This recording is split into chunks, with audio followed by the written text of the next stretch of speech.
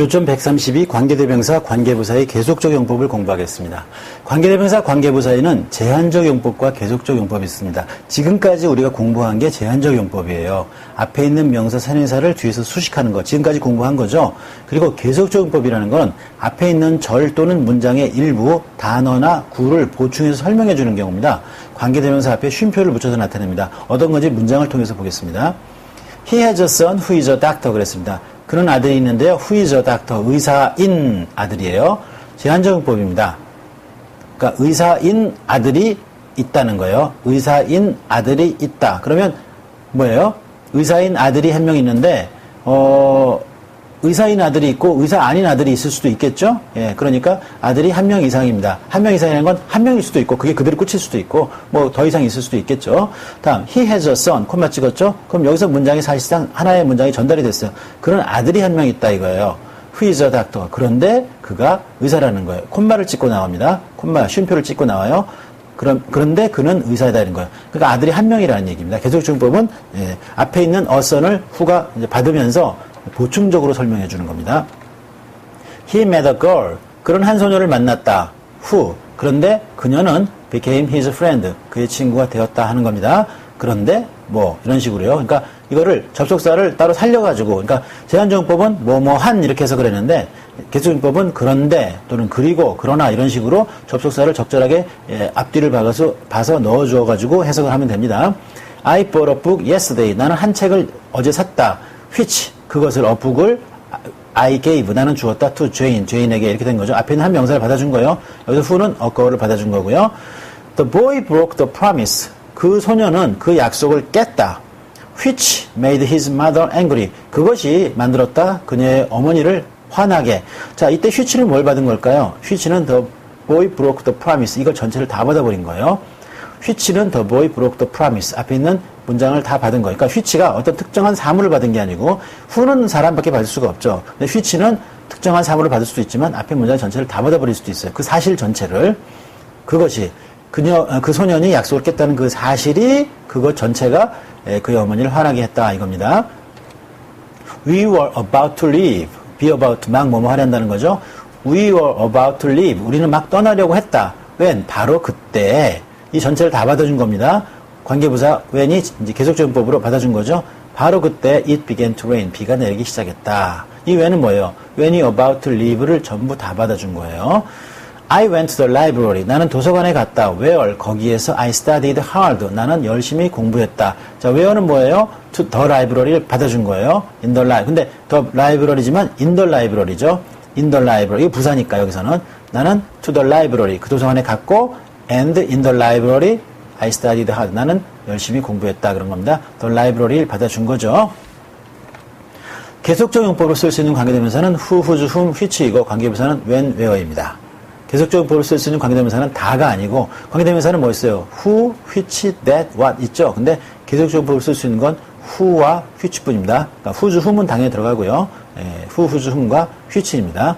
그 다음에 관계부사는 when, where, why, how 중에서 why, how는 빼고 when, where만 가능합니다. 자, 요점 133 부사절을 공부하도록 하겠습니다. 자, 지금까지 우리는 명사절과 형용사절을 공부했습니다. 지금부터는 부사절을 공부합니다. 근데 부사절은요, 명사절, 형용사절에 비해서요, 쉽습니다. 아주 쉬워요. 그냥 해석만 하면 돼요. 접속사의 의미만 알면 쉽게 해석이 가능합니다. 부사절은 부사 역할을 합니다. 주절을 수식한 거로 보는데요. 보통 부사 역할이 동사, 형용사, 부사, 문장 전체를 수식하죠. 근데 부사절은 기본적으로 주절을 수식한다 이렇게 보면 무난합니다. 뭐 동사를 수식한다 할 수도 있고 여러 가지 있는데 근데 정말 중요한 거 항상 얘기하죠. 부사절은 해석이 중요하지 뭘 꾸며주느냐는 건 중요한 게 아닙니다. 문법적으로 다룰 때 너무 지나치게 많이 지엽적인 거, 필요 없는 것까지 다 배우려고 할 필요가 없어요. 우리가 문장을 이해하고자 문법을 배우는 거지, 문법 뭐 연구를 하자는 거 아니잖아요. 그렇죠? 자, 그래서 선생님은 이 문법책을 학생 입장에서, 항상 얘기하지만 학생 입장에서 필요한 만큼만 배우고, 필요한 걸 배우자는 거죠. 예. 그리고 그렇게 배우는 것이 정말 문장을 더 잘 이해하고 또 문장을 구사할 수 있게 됩니다. 자, 그래서 부사절은 한마디로 말해서 접속사의 의미만 알면 됩니다. 예, 아주 쉬워요. 그러니까 부사절을 공부하고 나면 나머지 정리는 뭐예요? 원리 이해가 필요 없어요. 그냥 접속사만 외우면 됩니다. 접속사만 따로 외워주는 게 좋고 이 책에는 부사절을 이끄는 접속사가 상당히 많이 정리되어 있고 대부분 정리가 되어 있습니다. 이 정도만 외워주면요 거의 문제 없습니다. 자, 부사절의 배열 보겠습니다. 부사절은 두 가지 배열이 있는데요. 주절 앞에 배열하는 방법과 주절 뒤에 배열하는 방법이 있습니다. 주절 앞에 접속사, 주어, 동사 이렇게 배열하고요. 주절 뒤에 접속사, 주어, 동사 배열합니다. 차이는 주절 앞에 올 때는 콤마를 보통 찍어줍니다. 그 이유는 이게 쭉 이어져 주어, 동사, 목적어 뭐 이렇게 쭉 나오다 보면요. 이게 여기 명사가 나올 거 아니에요. 목적어라든지 보호가 나왔을 때. 그럼 그거하고 이 뒷문장에서 주어하고 막 헷갈릴 수가 있어요. 그래서 콤마를 찍어줘가지고 여기까지 부사절입니다. 여기서부터 주절입니다. 이렇게 안내해 주는데 이 주절이, 종속절이 주절 뒤로 갈 때는 주절 끝나고 접속사가 딱 시작하잖아요. 그럼 접속사 시작한 데부터 종속절이 시작하는 거거든요. 그럼 이게 뭐 뻔한 거니까. 그래서 이렇게 종속절이 뒤로 올 때는 콤마를 따로 안 찍어줘도 여기서부터 종속절이는 거 알 수 있으니까 보통 그럽니다. 뭐 찍는다고 문제가 있다는 얘기는 아니고요. 또 여기도 뭐 생략되는 경우도 있습니다. 그러나 일반적으로 종속절이 앞에 올 때는 콤마를 찍어주고 종속절이 뒤로 올 때는 콤마를 앞에다 찍지 않는다. If it rains tomorrow, 내일 비가 오면 we'll not go, 우리는 가지 않을 것이다. if가 뭐뭐라면 하는 이제 부사절의 조건의 부사절입니다. It rains tomorrow, 내일 비가 오면 면자로 해석했죠? if를. 자, 콤마 찍었습니다. 이게 부사절이라는 얘기예요. We will not go, 우리는 가지 않을 것이다. 종속절이 앞에 온 케이스입니다. He was absent, 그는 결석했습니다. 주절이 나왔고요. Because he was ill, 종속 접속사 because가 나왔습니다. 뭐뭐 때문에죠. 뭐뭐 해서 he was ill, 그가 아파서 he was absent. 그는 결석했다. 보통 해석할 때요, 이렇게 주절의 주어하고 주절의 주어와 종속절의 주어가 일치하면요, 보통 종속절의 주어를 생략하고 해석해주는 게 좋습니다. 그는 아팠다, because he was ill. 다시, he was absent. 그는 결석했다, because he was ill.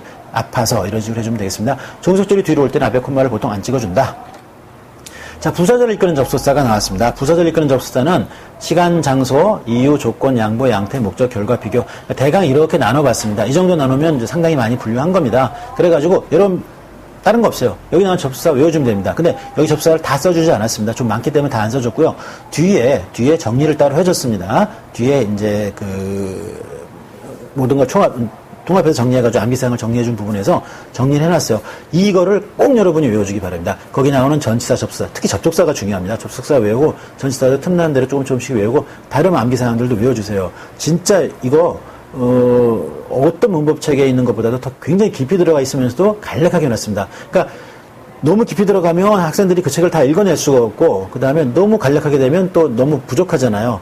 근데 깊이 들어가면서도 동시에 필요한 것들을 이해할 거는 이해할 거대로, 그 다음에 암기할 건 암기할 거대로 따로 정리해줬기 때문에 이 책이 보기가 편한 겁니다. 그래서 누구든지 처음부터 시작해서 정확하게 문장 구조를 이해하고 또 필요한 것들은 따로 이제 암기사항을 통해서 외워주면 됩니다. 그러니까 암기할 거는 암기할 거 따로 해줘야지 이해할 것과 암기할 걸 막 섞어놓으면 안 됩니다. 그래서 이 책의 큰 특징 중에 하나 그거고, 그게 이 책을 처음부터 끝까지 볼 수 있는 이유고 또 다음 단계로 나아갈 수 있는 이유입니다. 활용할 수 있는 이유죠. 자, 여기 뭐 접속사가 쭉 나왔는데요. 이건 어차피 부사를 들어가면서 다룰 것이고 하나하나 문장을 통해서 다루고 그 문장들까지 그러니까 외워주면 좋겠습니다. 선생님이 같이 이제 또 외우는 시간을 가질 거예요. 그러나 일단 너무 한꺼번에 하면 안 되니까 이해하는 단계에서 이해하고 그다음에 문장을 다루는 데서 다루고 암기하는 단계에서 또 암기를 합니다. 그리고 뭐 영작을 하거나 독해하는 데서 적용할 때 다 적용하고 이렇게 나갈 겁니다. 쭉 시리즈를 이어서 갈 거예요. 요점 134 부사절 이끄는 접속사 시간. 자, 요거는 다음 시간에 하도록 하겠습니다.